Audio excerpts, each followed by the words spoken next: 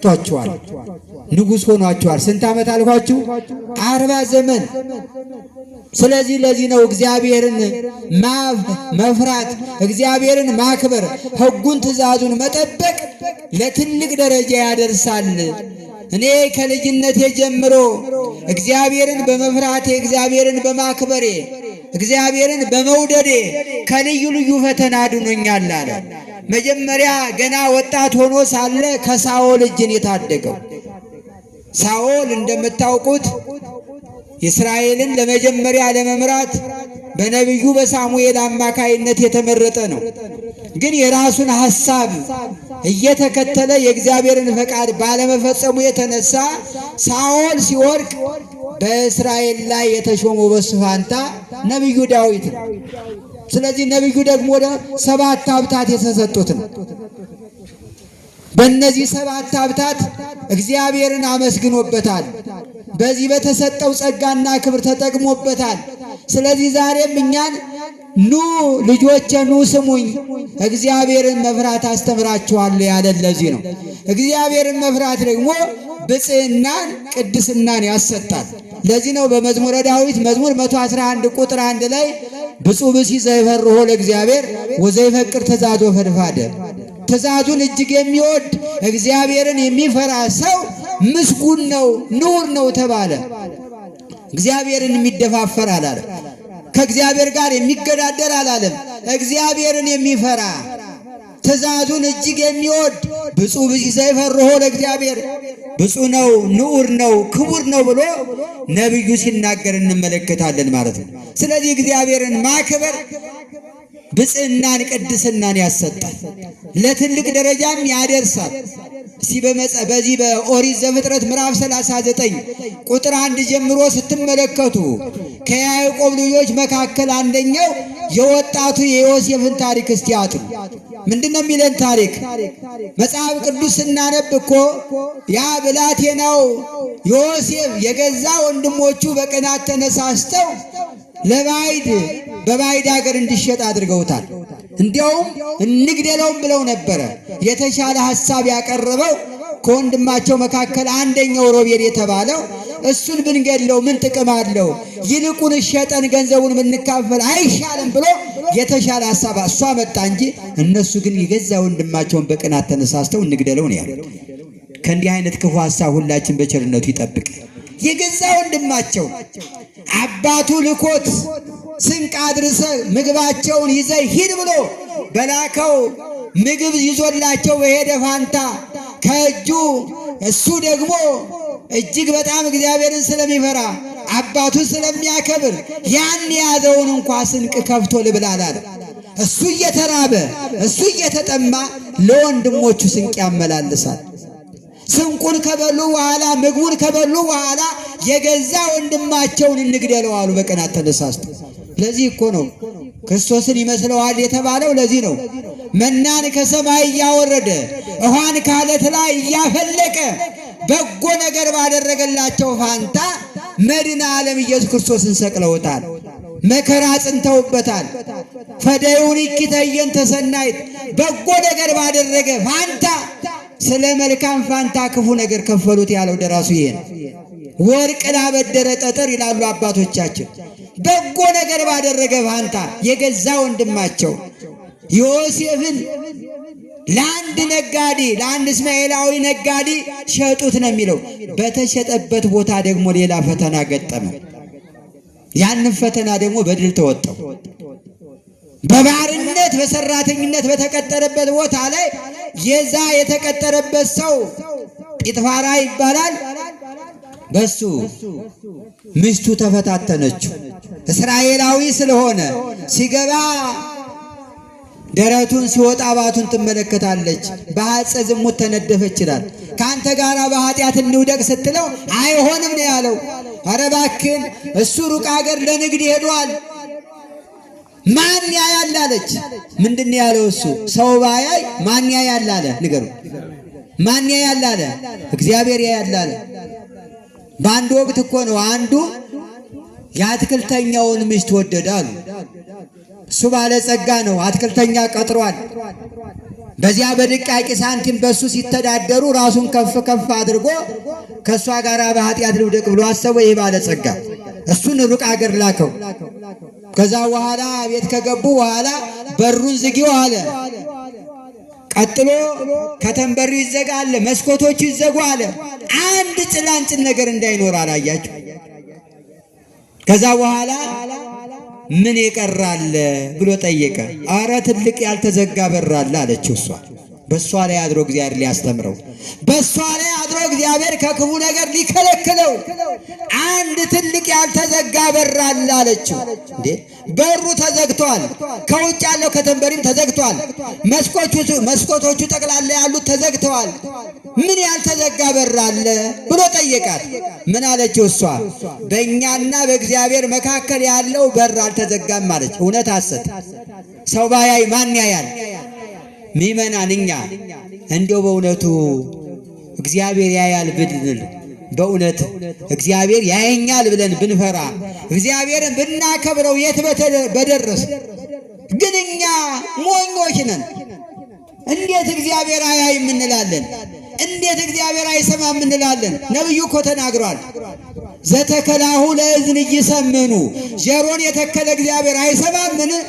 ዘፈጠራሁ ለዓይን ይርየይኑ፣ ዓይንን የፈጠረ እግዚአብሔር አያይምን ብሎ መጽሐፍ ነግሮናል። እግዚአብሔር ያያል። ስለዚህ ዮሴፍ የመለሰላት መልስ ሰው ባያይ እሱ ባይኖር እግዚአብሔር ያያል ብሎ እምቢ አላት ነው የሚለው። ነገር ግን እሷ በክፋት ተነሳስታ ብዙ ልብሷን ቀዳ እንዲህ ክፋት ነገር ፈጽሞብኛል ብላ ጮኸች። ሰዎቹ ተሰበሰቡ፣ ወደ እስር ቤት ተጣለሱ። ተፈይኖበት ምንም ነገር ባልሰራው ልክ ንጹሕ ባህሪ አምላክ መድኃኔ ዓለም ስለኛ ሲል ኃጢአት በደል ሳይኖርበት ንጹሕ ባህሪ አምላክ ስለኛ ብሎ በመልተ መስቀል እንደተሰቀለው ስለኛ ብሎ 6666 ግርፋት የተገረፈው ስለኛ ብሎ ያን ሁሉ መከራ የተቀበለው ኃጢአት በደል ሳይኖርበት እኮ ነው። ሚመና ስለኛ ብሎ ነው። ዮሴፍም ምንም ነገር ሳይኖርበት ወደ ወህኒ ተወረወረ፣ ወደ እስር ቤት። በእስር ቤትም ሲጣል ማን ከሱ ጋር ነበር ይላል? ሚመናን እግዚአብሔር ከሱ ጋር ነበር ይላል። ከሁላችን ጋር ይሁን መድኃኔዓለም። በእውነት እግዚአብሔር ከኛ ጋር ከሆነ ማን ይቃወመናል እንዳለ መጽሐፍ። የእስረኞች አለቃ ሆነ። በዚህ ሁኔታ እያለ እንደገና ደግሞ የሀገሪቷ መሪ የግብፁ ንጉሥ እጅግ በጣም ከባድ የሆነ ውስብስብ የሆነ ህልም አየ። የሚፈታለት አጣ። በአካባቢው ያሉት የሚመግባቸው፣ የሚያጠጣቸው፣ የሚያበላቸው ኑ ባካችሁን ህልሙን ተርጉሙልኝ አላቸው። ሊተረጉሙት አልተቻላቸው። ሰው አመለከተው።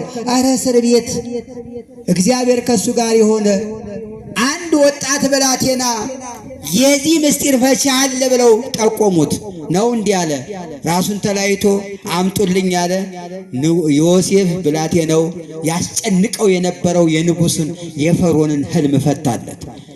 አይ ከዚህ በኋላ አንተማ የኔ እንደራሴ ነህ አለና በሀገሪቷ ላይ ጠቅላይ ሚኒስቴር አደረገው። ምን አደረገው? ጠቅላይ ሚኒስቴር፣ ትልቅ ሹም። ከዛ በኋላ ነው እግዚአብሔር ከፍ ከፍ አደረገው። ለ7 ዓመታት ያህል ረሃብ ሆነ። እባካችሁን ረሃብ በሀገራችን ገብቷልና እህል ሸምታችሁን ብሎ ያ ሽማግሌ አባታቸው ያዕቆብ ወንድሞቹን ወደ ግብፅ ምድር ላከ ይላል። እነሱ እህል የሚይዙበትን ወይ ማዳበሪያን በለው ወይም ደግሞ እህል የሚያዝበትን ነገር አስይዞ ላካቸው። እህል እንዳለ ስለተሰማ እባካችሁን ብለው፣ ታሪኩ ሰፊ ነው እንደሚታወቀው።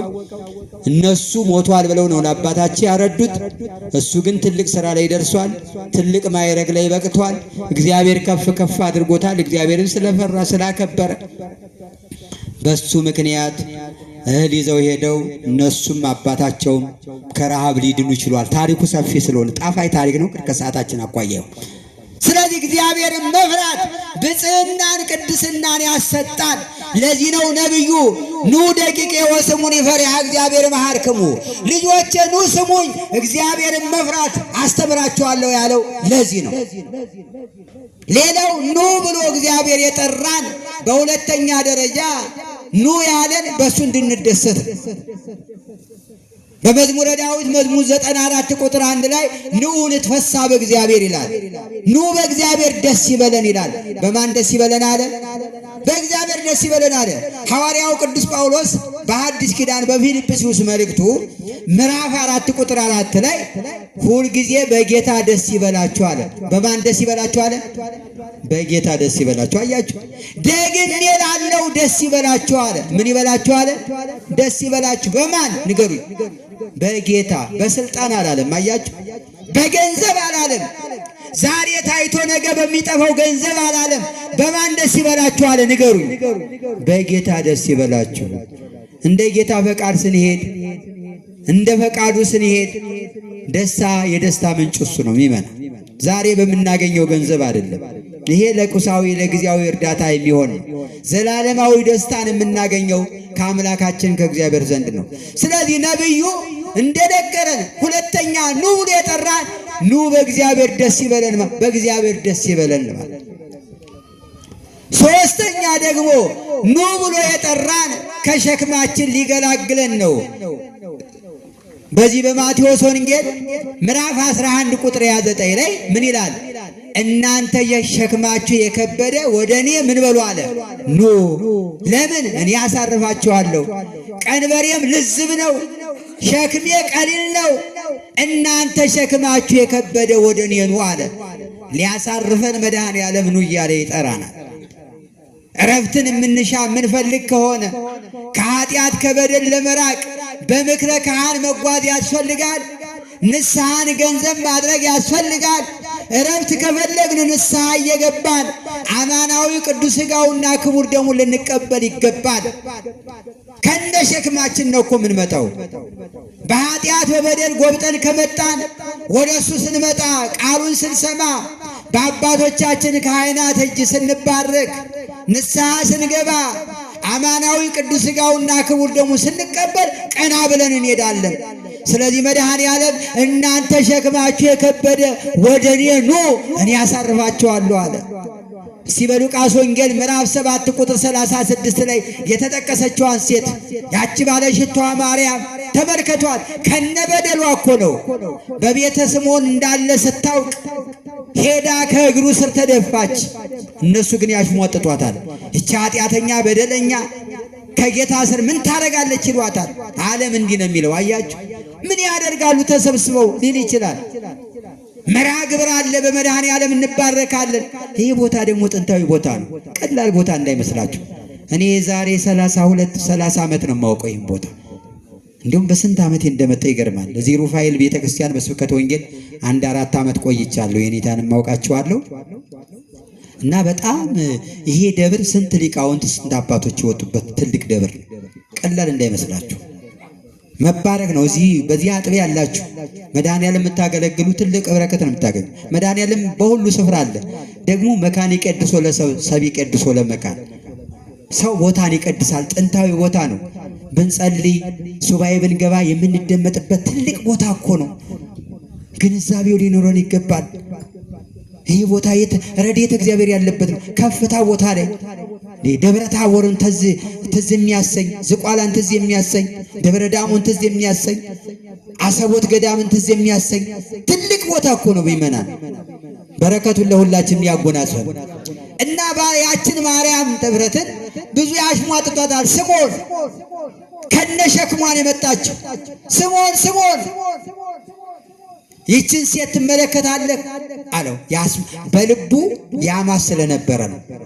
ደነገጠ።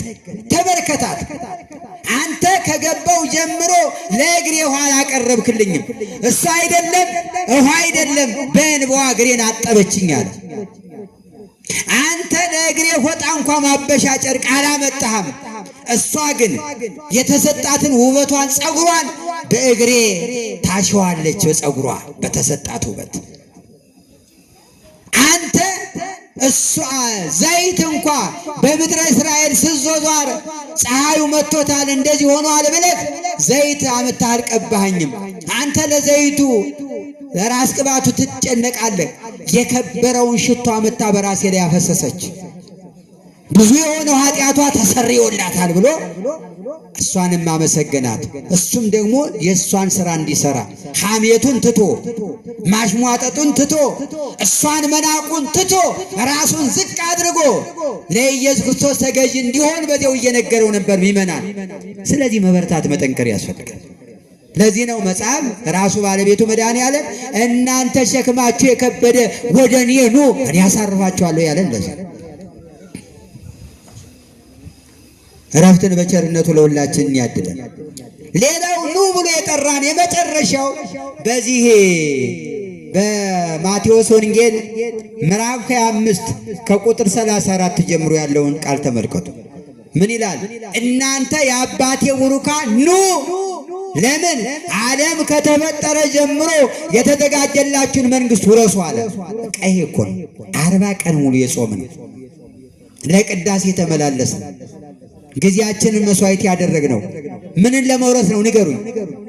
መንግሥቱን ለመውረስ ነው። ቆመን ብናገለግለው ዘማሪያኑ የክብር ልብሳቸውን ለብሰው ለአገልግሎት የቀረቡት አባቶቻችን ካህናት የተሰበሰቡት እናንተም ጊዜያችሁ መስዋዕት አድርጋችሁ የተሰባሰባችሁት አንድ ያችን መንግሥቱን ለመውረስ ነው። ለዚህ መሽቀዳደም ያስፈልጋል። ሌላማ ምን ተስፋ አለን? ሌላማ ምን ናፍቆት አለን? ከመንግሥቱ ውጭ ከገነት ውጭ እንደ ፋያታዊ ዜማን ተዘከረኒ እግዚኦ በውስተ መንግሥትከ ብለን መጸለይ ነው እንጂ አቤቱ በመንግሥትህ በመጣህ ጊዜ አስበኝ ማለት ያስፈልጋል። ያኔ ደግሞ እኛን ዮም ትሄሉ ምስሌ እንዳለው ዛሬ ከኔ ጋር በገነት ትሆናላችሁ ይለናል። ለዚህ ነው የታጨነው። ምድራዊ ነገር ብቻ አይደለም፣ ቃሉን መስማት ያስፈልጋል። ሰው ስንት ዓመት ሙሉ ቃሉን እየሰማ የማይተገብር ሊኖር ይችላል። እንድንተገብረው መድኃኔዓለም በቸርነቱ ይርዳል። የመጨረሻ ታሪክ የምነግራችሁ አንድ ግብፃዊ አባት ዛሬ ርዕሰ መነኮሳት የተባሉት በመጽሐፈ ስንክሳሩ ላይ እንጦንስና መቃርስ ብለን የምንጠራቸው አባ እንጦንስ ገና በወጣትነቱ አባቱ በጣም ባለጸጋ ባለ ሀብት ስለነበረ ከዚህ ዓለም በሞት ተለየ። ከዚህ ከሚያልፈው ወደሚያልፈው ዓለም ተሸጋገረ። ከታላቅ ወንድሙ ጋር አባታቸው ባለ ሀብት ስለነበረ በገንዘብ ክፍፍል ተጣሉ ነው የሚለው። በቃ ሲናደድ ወዲያውኑ ተበሳጨ። ታላቅ ወንድሜ ለምን ያናድደኛል አለና ከአንዱ ወደ አንዱ ሽሹ ይላል እኮ። አንዳንዴ ክፉ ነገር ሲመጣ መሸሽ ያስፈልጋል። ወደ መድኃኔዓለም ቤተክርስቲያን መምጣት ያስፈልጋል። መነጋገር ያስፈልጋል። ለምን? ያቺ ታይም ያቺ ሰዓት ታልፋለች እኮ። የማያልፍ ነገር የለም። ትዕግስት ማሰለፍ ያስፈልጋል። ሰው ትዕግስት ካለ እንዴ ትዕግስት እኮ ይጠብቃል። ሰው ትዕግስት ካለው ውሃ በወንፊት ይያዛል አይያዝም? ስናስብ አሁን ወንፊት ውሃ ይይዛል ወይ? ግን ከታገስን ያሆ ረግቶ በረዶ ሆኖ እንይዘዋለን አንይዘው? ተመልከቱ፣ ትዕግስት ነዋ። በለሱን የጠበቀ ፍሬዋን ይበላል የተባለ ክርስቲያን ታጋሽ መሆን አለበት። መታገስ ያስፈልጋል። ስለዚህ ከወንድሙ ሸሸና ትንሽ እስቲ እሱ የሚለፍለት እኔም ልሂድ አለና ከወንድሙ ሸሸት አለ። ሲሄድ አንድ እንደ መድኃኔዓለም ቤተክርስቲያን የእመቤታችን ቤተክርስቲያን አገኘ። ልክ እዚያ ሰዓት ላይ ሲደርስ ቅዳሴ መካከል ላይ ነው የደረሰው እና ካህኑ በአብይ ቃል ወንጌል ብሎ ወጣ። ይሄ እንግዲህ ስታስቀድሱ አይታችኋል።